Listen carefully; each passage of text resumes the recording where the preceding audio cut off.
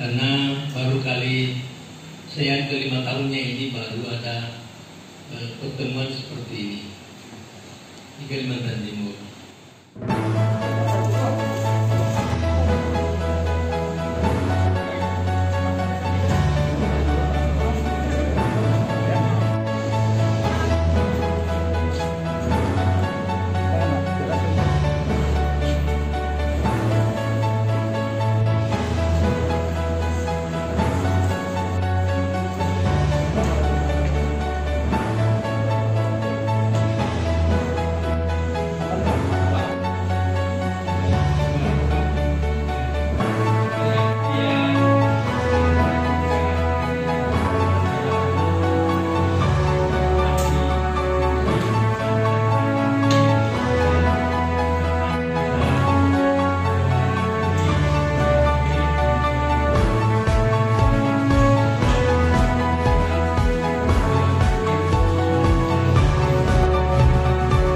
Ada keinginan supaya Kaltim ini memang menjadi provinsi yang kita tempati, ada kesejajaran minimal dengan provinsi-provinsi yang lebih maju duluan daripada kita.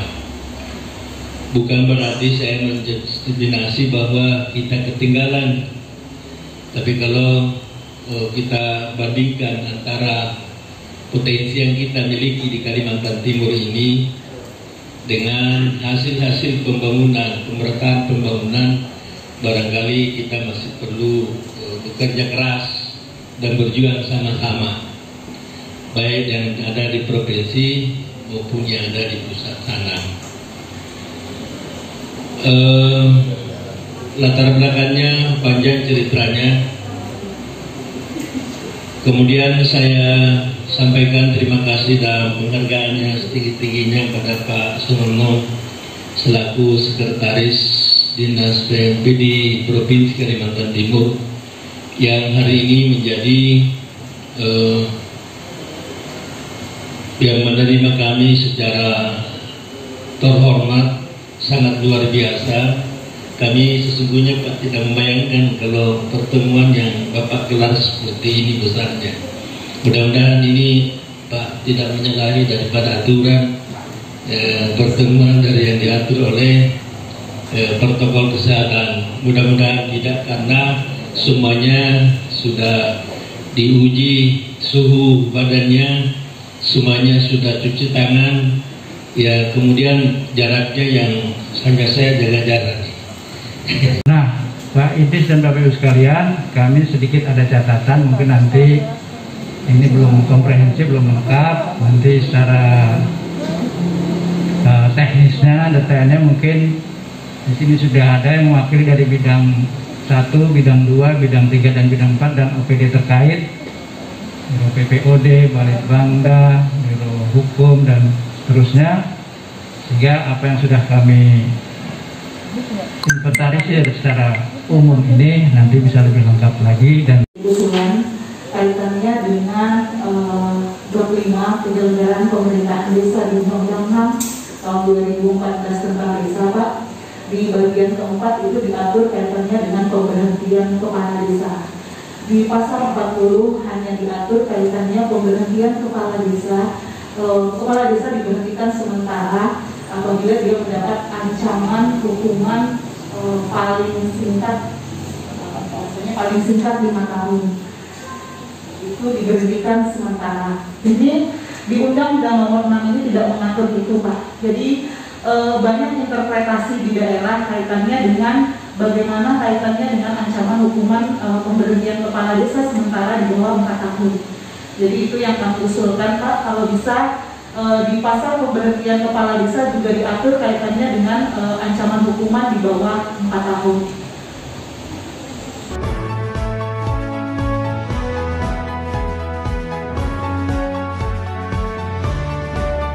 Pemerintahan desa ini kan termasuk urusan wajib juga.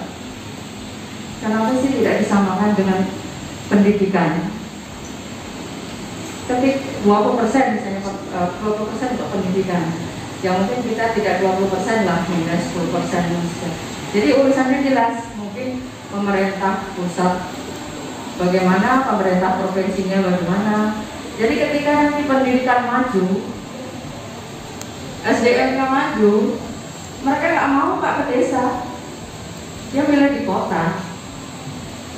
Kalau misalnya pemerintah desanya fasilitasnya semua sudah terlengkapi, mesti dia akan membangun desanya, otomatis itu. Terus ada masukan mungkin dalam Undang-Undang Nomor 6 nanti itu ada satu kewenangan kepala desa. Demikian Pak. Terima kasih. Menentang dari Badan Keahlian DPR RI Pak, Pusat Perancang Peraturan Undang-Undangan.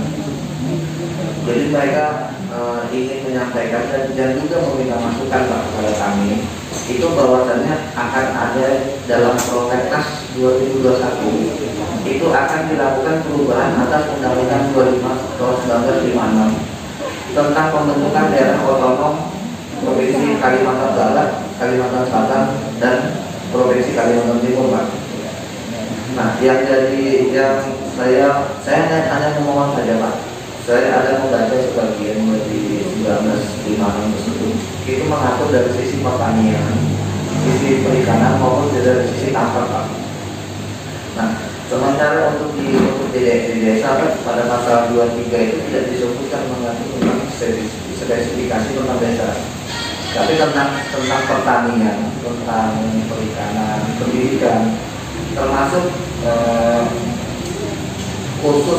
khusus umum gitu Pak, khusus umum Desa tertentu itu Pak, hutannya masih bagus, terus kemudian ada mineral tambang di dalamnya yang saat ini menjadi incaran pemuda-pemuda besar yang sudah melakukan pendekatan-pendekatan secara personal kepada masyarakat adatnya, suku adatnya dan sebagainya yang untuk ditambang mineralnya. Nah, tetapi jalur koordinasi masih diambil alih oleh pemerintah pusat. Mungkin itu Pak. Terus juga di Permendes 1 tahun 2015 jelas di desa diberi kewenangan untuk mengatur diri mereka sendiri kewenangan dalam mengatur kegiatannya masing-masing. Tetapi setiap tahun Permendes mengeluarkan peraturan terkait prioritas penggunaan dana desa. Jadi seakan-akan desa masih belum bisa memilih kegiatan-kegiatan yang sesuai dengan peruntukan di desa masing-masing, sesuai dengan potensi dan kewenangan kegiatan tersebut Pak. Itu mungkin yang jadi masukan kami Pak. Diukur kinerja desanya dari berbagai kementerian. Jadi cuma satu lah yang diukur, terserah nanti yang mana. Ini mungkin yang perlu diusulkan ke pusat. Itu yang pertama.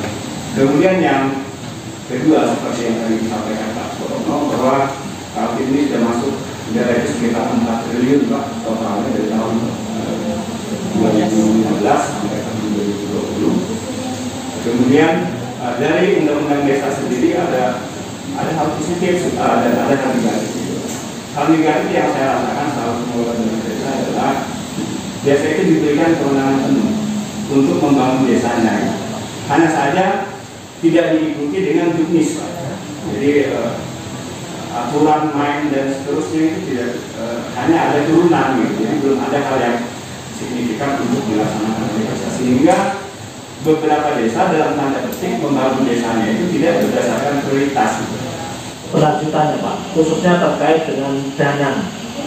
Jadi memang semangatnya dalam rangka memandirikan desa ini, tentunya dana desa yang masuk ke desa ini perlu kita pertahankan, karena sempat muncul Undang-Undang Nomor 2 ini yang sempat meresahkan beberapa desa, beberapa kepala desa bahwa dana desa itu tidak ada Pak. Undang-Undang Nomor 2 tahun 2020 sempat muncul undang-undang itu, sempat ada kekhawatiran itu. Nah, justru seharusnya dana-dana yang masuk ke desa ini perlu kita pertahankan, kita perbesarkan terkait dengan bagaimana mengoptimalkan kewenangan desa dan potensi yang ada. Selain dari pusat, tentunya kita kaitkan dengan peran dan tupoksi pemerintah daerah dan baik provinsi maupun kabupaten Pak. Karena kepala desa itu lebih otentik Pak, lebih objektif mengenai sebuah keadaan desa.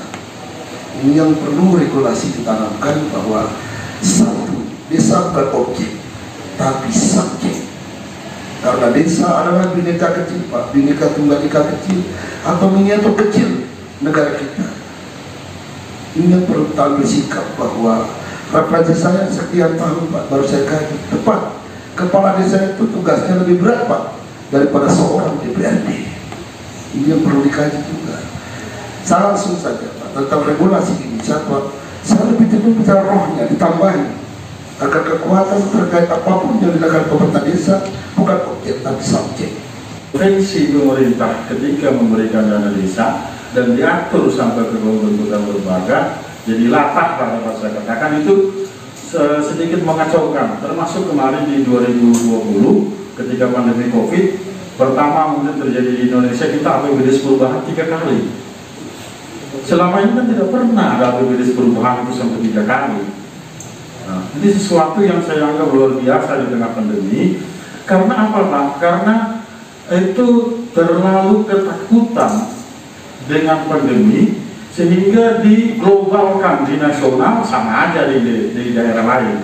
Ketika di pusat itu terjadi masuknya pandemi COVID di bulan Maret, maka desa itu diperintahkan BLT, terus diperintahkan lagi sembako, terus diperintahkan lagi tambah duitnya, kan gitu Pak ya. 3 kali APBD perubahan yang memang di tahun 2020 hampir tidak ada pembangunan karena secara teknis harus ada zonasi misalnya di Jawa dan khusus juga di Kalimantan Timur. Nah kemudian turunannya untuk di Kalimantan Timur nanti mungkin pergub ataupun perbuk itu juga harus ada zonasi di masing-masing kabupaten kota ataupun yang ada di kabupaten itu sendiri harus ada zonasi. Karena yang kami pandang selama ini yang menjadi acuan itu di Jawa adalah untuk data kemiskinan Pak. Yang 14 item itu kalau diterapkan di Kalimantan Timur itu tidak cocok. Karena kalau betul-betul miskin di Jawa itu kan lantainya tanah, sedangkan kita di sini rumahnya rata-rata rumah kayu. Nah itu kalau dikatakan miskin kan tidak masuk miskin. Rata-rata sugih lah kita di sini rumah rata-rata dasarnya ulin dan sebagian saja yang pondok. Nah ini harus ada zonasi. Itu baik data kemiskinan. Kemudian juga untuk pembagian keuangannya itu harus zonasi Pak. Nah, kedua yaitu perbaikan tentang persyaratan calon kepala desa. Yang sebelumnya yaitu maksimal 5 kepala desa dalam 5 bakal calon atau 5 calon setiap desa menjadi keterwakilan dari bukan dari itu, tapi kalau bisa kurang lebih dengan DPD, yaitu dukungan seorang kandidat itu berdasarkan jumlah penduduk atau persentase dari warganya. Mengingat kemarin secara nasional ternyata mohon maaf kami harus suka ada oknum di pemerintahan yang kadang tidak bisa meneruskan kandidat di Litsus apabila tidak sejalan di kepentingan politik sebelumnya. Mungkin bukan juga sama, Putin juga sama. Itu kami akui. Seumpama saya kepala desa sekarang tidak mendukung pas perubahan yang terpilih, maka saya dipastikan tidak akan lolos Litsus.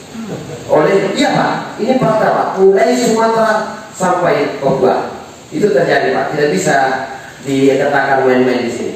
Olehnya itu harus direvisi, dirubah menjadi keterwakilan dari penduduk.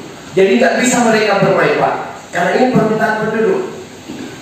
Kalau ini tidak dirubah Pak, maka kita selaku kepala desa akan terintervensi kepentingan politiknya Pak. Karena bisa dipastikan kepala desa incumbent,